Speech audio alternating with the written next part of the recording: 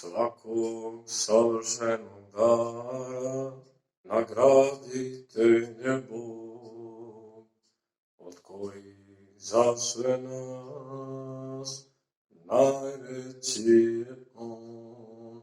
Od prijatelja svih porodice, svoje milosrdne žene i svih naših čeri,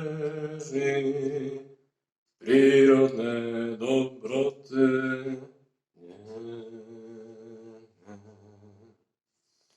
Od svakog drugog dara posle njega najveći je dar čoveku, pravoslavna vera i jedna dobra žena.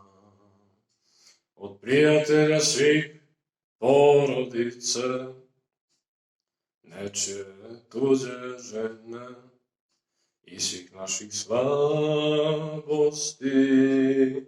prirodne lepote njene. Posle Boga u životu, čovek ženu voli najviše na svetu, da će Bog i meni da zavoli